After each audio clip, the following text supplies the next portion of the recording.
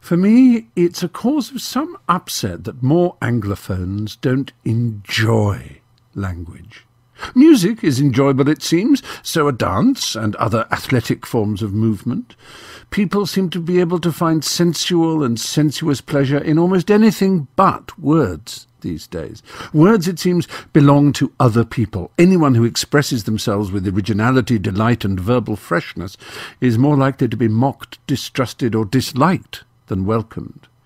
The free and happy use of words appears to be considered elitist or pretentious.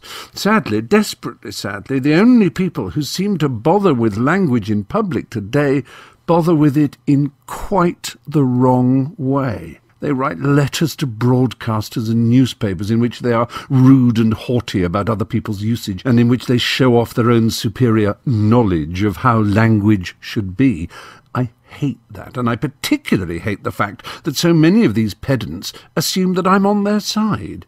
When asked to join in a "let's persuade this supermarket chain to get rid of their 5 items or less" sign, I never join in. Yes, I am aware of the technical distinction between less and fewer, and between uninterested and disinterested, and infer and imply and all the rest of them, but none of these are of importance to me. None of these are of importance, I said there. You'll notice the old pedantic me would have insisted on none of them is of importance.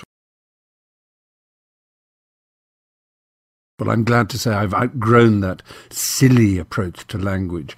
Oscar Wilde, and there have been few greater and more complete lords of language in the past 1,000 years, once included with a manuscript he was delivering to his publishers a compliment slip in which he had scribbled the injunction, "I'll leave you to tidy up the woulds and shoulds, wills and shalls, that's and whiches, etc." Which gives us all encouragement to feel less guilty, don't you think? There are all kinds of pedants around with more time to read and imitate Lynn Truss and John Humphreys than to write poems, love letters, novels and stories, it seems. They whip out their sharpies and take away and add apostrophes from public signs, shake their heads at prepositions which end sentences and mutter at split infinitives and misspellings.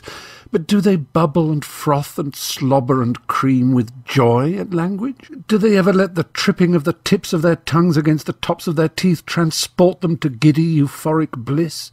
Do they ever yoke impossible words together for the sound sex of it? Do they use language to seduce, charm, excite, please, affirm and tickle those they talk to? Do they?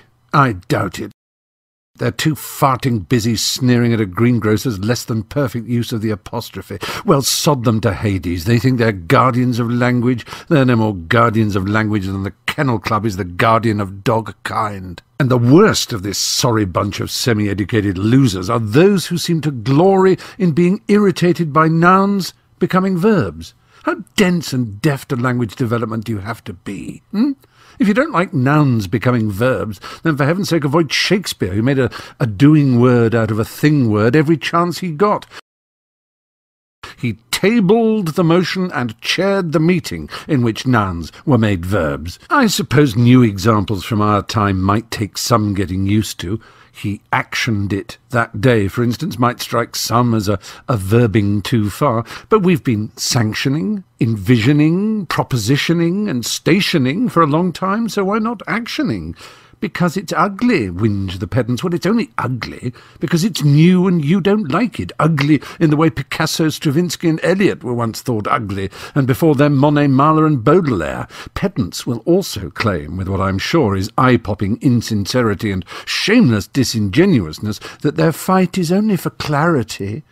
Well, this is all very well, but there's no doubt what, for example, 5 items or less means.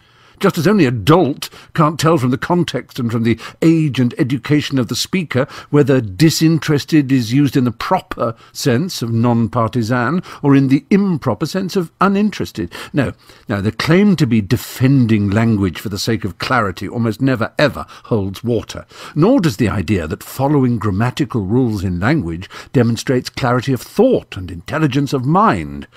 Having said this, I admit that if you want to communicate well for the sake of passing an exam or job interview, then it's obvious that wildly original and excessively heterodox language could land you in the soup. I think what offends examiners and employers when confronted with extremely informal, unpunctuated and haywire language is the implication of not caring that underlies it. You slip into a suit for an interview and you dress your language up too. You can wear what you like linguistically or sartorially when you're at home or with friends, but most people accept the need to smarten up under some circumstances. It's only considerate. But that's an issue of fitness, of suitability. It has nothing to do with correctness. There's no right language or wrong language any more than there are right or wrong clothes. Context, convention and circumstance are all. I can't deny that a small part of me still clings to a ghastly Radio 4 newspaper letter writer pedantry, but I fight against it in much the same way I try to fight against my gluttony, anger, selfishness and other vices. I must confess, for example, that I find it hard not to wince when someone aspirates the word, and it is a word, H-A-I-T-C.